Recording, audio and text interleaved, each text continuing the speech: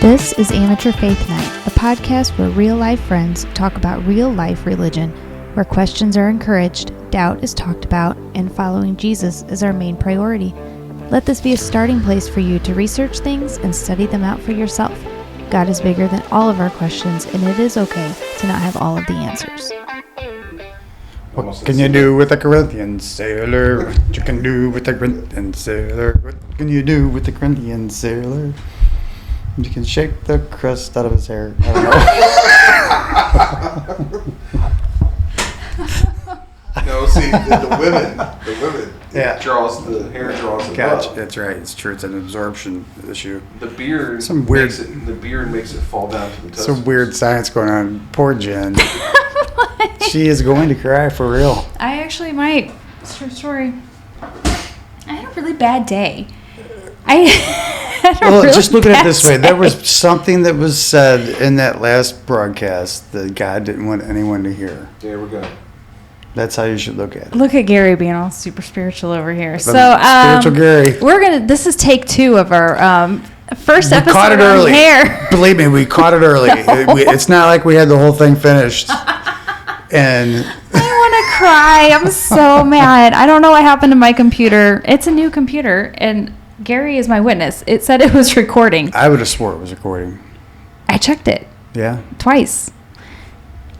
So we had several minutes of downtime now.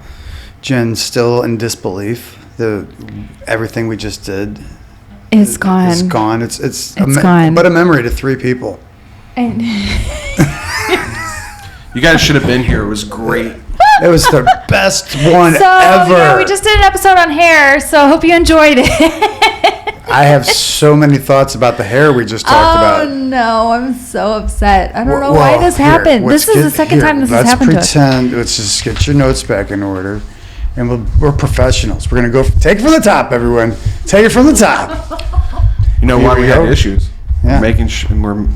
We're making light of Holy Magic Hair. No, what happened was you probably cut your hair. True.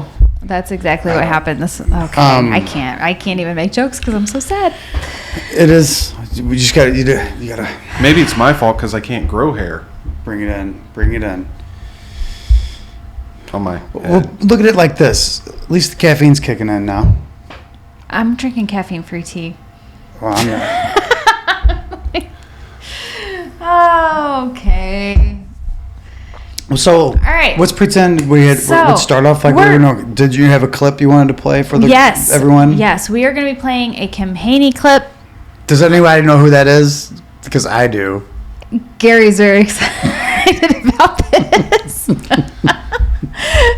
We have acclimated him well. So we actually did an episode about Kim Haney's message that this clip was taken out of. So the podcast episode that we did, breaking down her message, this clip actually came from there. So. Well, also, let's not forget, how was your Christmas? It was great. All right, good. It was great. Had a good time, too. All right. Anyways. Too much fruitcake. Yeah, so much fruitcake. Kim Haney. Okay, yes. Get focused here. Okay. Let's do some Kim. I was talking with a woman a while back in my church. Her family goes back several generations in Pentecost. She wanted to meet with me, and as we were sitting in my office, she came in so burdened and concerned about several of her siblings who had been raised on the Pentecostal pews. I mean, they knew all about this, and they started going down a road. I mean, I'm going to tell you, there's some weird stuff out there. Weird.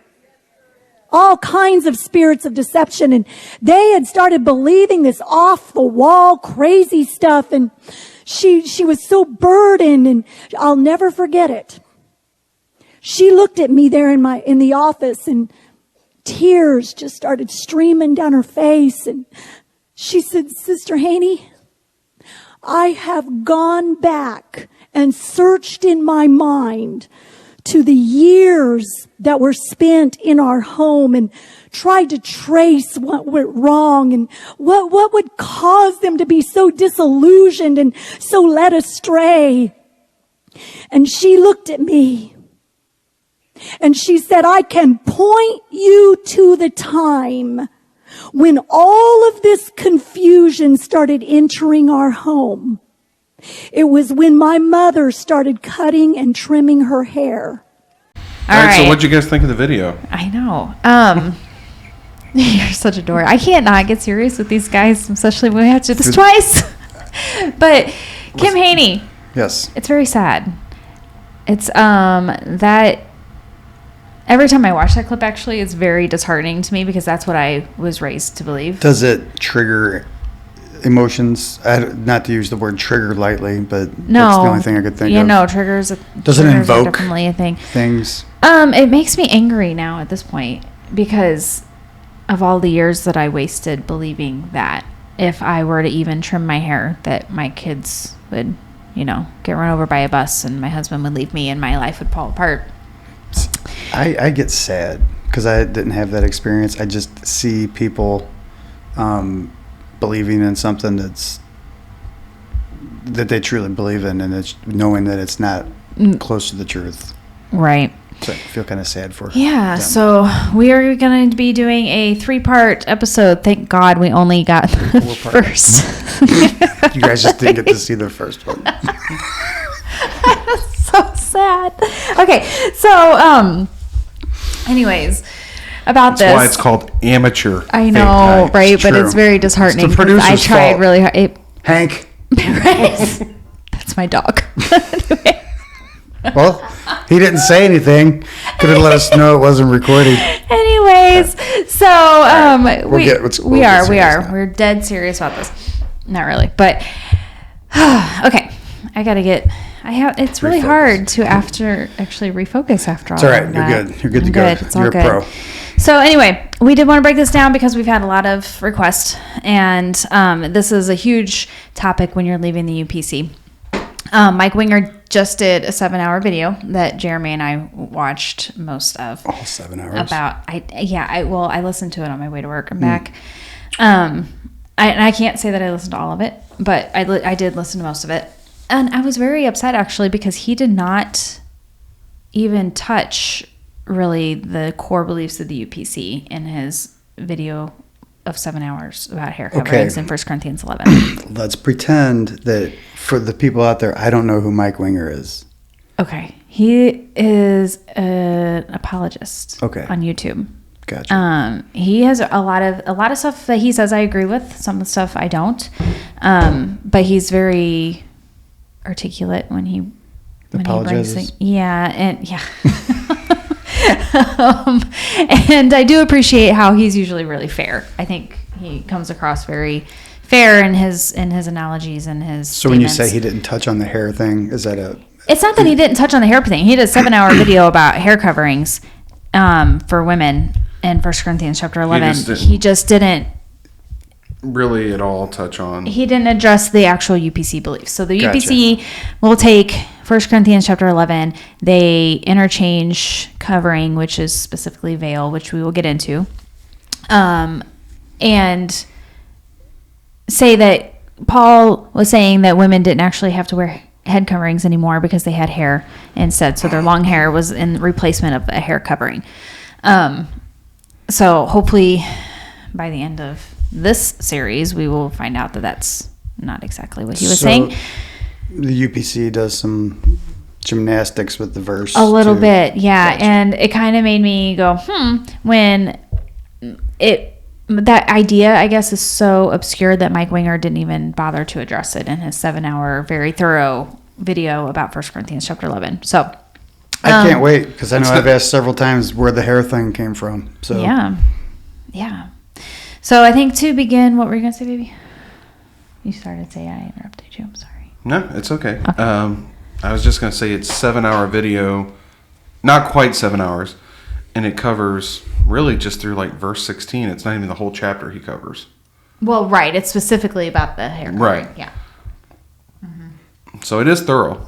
It is thorough. He does give a lot of good information. I did get things that I wanted from it. However, it did not specifically address the beliefs of not cutting your hair ever. and the power that the UPCI claims that women have. So that being said, and I watch videos like the Kim Haney video, and I went to services like that. Like I went to the service with Ruth Reeder where she made all of us take our hair down, and everybody was like laying their hair on people and praying for them and hooping and hollering and jumping around and boohooing and crying. And yeah, for real. And I just remember standing there because I was like, I am not taking my hair down because we have to go out to eat after that service. And when you put your hair up, it's all like crinkly and weird, and it was going to be a mess. And so I just stood there in the back and kind of just watched everybody participate. And I just remember looking up. We were in like this hotel conference room, and up in the corner was like the audio booth, you know, and there was actually like hotel employees up there watching everything that was happening. Sure. And they were, I'm sure, going, what in the world? From walking out of an auditorium with messed up hair. Right.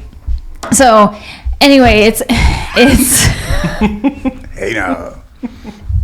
I don't even know what just happened. I try not to pay attention. It's Jeremy's fault. What are you doing? I'm looking at something. Go ahead.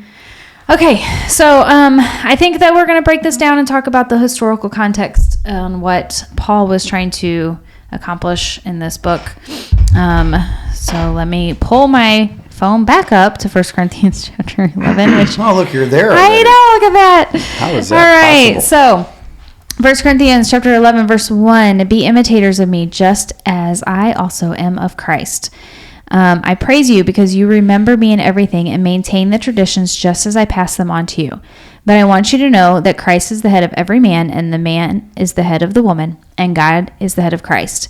Any man who prays or prophesies with his head with his head covered disgraces his head. But any woman who prays or prophesies with her head uncovered disgraces her head, for it is one and the same thing as having a shaved head. For if a woman will not cover her head, she should cut off her hair. But it is disgraceful for a woman to have her hair cut off or her head shaved. She should cover her head. For a man should not have his head covered, since he is the image and glory of God, but the woman is the glory of the man. For the man did not come from the woman, but the woman from the man. Neither was the man created for the sake of woman, but woman for man. For this reason, a woman should have a symbol of authority on her head because of the angels. In any case, in the Lord, woman is not independent of man, nor is the man independent of woman. For just as woman came from man, so man comes through the woman. But all things come from God. Judge for yourselves. Is it proper for a woman to pray to God with her head uncovered? Does not nature itself teach you that if a man has long hair, it is a disgrace for him? But if a woman has long hair, it is her glory, for her hair is given to her for a covering. If anyone intends to quarrel about this, we have no other practice, nor do the churches of God. So that is 1 Corinthians chapter 11. So I think in order to begin, we need to talk about the historical context. Paul was writing this to a church that was made off of Jewish believers or Jewish Christians and also Gentiles. It was written to a church that was in a city of a lot of sexual promiscuity. In Corinth, there was a lot of temples to pagan gods. I can't even. Are you flustered? I am. I'm flustered now. So, if I recall, you compared it to Tortuga. I did. Compare it to Tortuga. Look at Gary listening. I was going to say the Temple of Aphrodite was there. Yes. And there were... Mighty Aphrodite. There you go. It was known for a bunch of prostitutes. I can't, you guys. Just take a breath. Anyways. It's like you're trying to cram this all in. It is. Now I'm all like, all right, let's go. Just relax. You're good. Okay. Anyways. So is it horrible? You're trying to set the context. Set the context. Because it's just, not only is he talking to the church and stuff, but he's trying to relate to this city of basically sin, this city of evil, where they're modern day Christians in that time are sprinkled in it. And he's like, listen. So he says this big teaching to try to relate to these people. Right. Well, because like I said, the temple was there and they had several different pagan temples.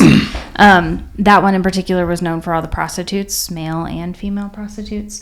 I read somewhere where they said it was like noted somewhere that there was like 1,000 prostitutes in that temple at one time, but then they kind of recanted that and said that there wasn't that many, but there were a lot. So the fact that even there was written 1,000 prostitutes somewhere, I mean, that's obviously a lot of sexual immorality going on, a lot of sexual orgies in that time, I guess. Yeah. Or the goddess of love.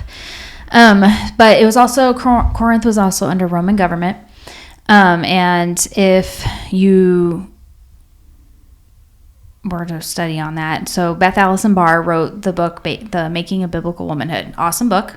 And like in the last episode that I actually didn't record, I told Gary that he should definitely read that. Yeah, I'm going to. I started to read it. So, I had to re-record. I didn't agree with all of her conclusions. She's very egalitarian. And we're going to discuss that in the next episode. Egalitarian, yeah. That's a lot of syllables. Right. Okay. Yeah. But it is important to note, though, in Rome, the Opium Law was passed in 2015 BC. So this was before Christ. This was before Paul. 215. 215. Did I say 2015? You did. It's not. It's like 2022. That's not. Just kidding. It's 2015. I'm still saying it wrong. 215. This is so awesome watching her. I know. She's like so like put together and like. I'm really not. I'm such a hot mess today. Now, like right now, I'm just annoyed. I had a bad day, and then my thing didn't record, and I had all these good ideas, but I'm just kidding. You're still getting them out there. It's the same material, I promise. Yeah, I mean, so 215 BC. 215 BC. BC. I don't know why I said 2015. I look at my eyes every time. You could have been talking. Maybe it was 8:15 at night. Anyways, but anyway, they passed the Opium Law, where women could no longer dress in luxurious clothes, ride in carriages except for special occasions. You could not possess like a certain amount of gold. So tell us a little bit why they passed this law. Okay, so according to the Making a Biblical Womanhood book, Beth Allison Barr points out that I guess there was a war going on, and a lot of the men went away to war and died subsequently. And so the women were taking over because, you know, they inherited all of their husbands' things. They were speaking out in government. They just became too much in power. When the war ended, the men at the time came back and they were like, whoa, no, this is not going to happen. Yeah, women cannot have that much authority. So they ended up passing this law. So at that point, then the women were not even allowed to speak in public, from the way I understand it. It was repealed in 195 BC. The law was repealed. So this was repealed before Paul wrote the letter to the Corinthians, because the letter was written in 53 to 55 AD. However, a lot of that, the remnants of that still remain. I mean, like even today we can see remnants of laws from forever ago still in process. And I think that women at the time were kind of considered second-class citizens. They still weren't allowed to speak, like hold a public office, or speak in like politics and in public. So that was kind of what was going on in the area. And yes, there was a lot of prostitution, a lot of sexual debauchery. A lot of sailors would come to drink and have their pleasures there. What would you do with a Corinthian sailor? Okay, but they were literally singing that before I started recording, so you're welcome. I'm not going to say you're welcome. What would you do with a Corinthian sailor? Anyways, so I'm not editing that. That's staying in there. So I think it's important to know what exactly was going on at the time. And so another theory that I have seen while studying this is the theory that Paul, during the time, there was a belief from the medical doctors, Hippocrates specifically, that... I can't even look at you while I'm saying this because I know you're going to start laughing. So Dr. Michael Heiser on his Naked Bible podcast talks about this as kind of an explanation as to why Paul was so, adamant about women covering their hair during church. It was because supposedly at the time they thought that women's hair, you can't keep a straight face, oh my word, that women's hair was something of it's like an extension of her genitalia. So it would basically, the longer your hair, the more suction power you had for the semen. Men had beards, they wanted the semen to come down, and Gary cannot keep a straight face because he's 12. It didn't go this way last time. No, his face more was like...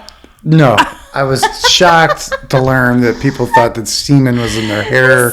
No, not in their hair. It would suck Okay. The hair would suck up. Like the Either suction- way, Right. hair was like so a they wet shop believed vac. supposedly that hair was hollow and it would basically create a vacuum to attract the seminal fluid. Okay, so So what's again, like a shop vac? right? In theory, yes. And that's why supposedly Paul was very adamant about women covering their hair. So in Jewish practices, women covered their hair as it was. I'm just baffled that. I mean, these are really smart people. They built like awesome monuments. It's not Roads, bridges. This culture Right. wasn't. Yeah.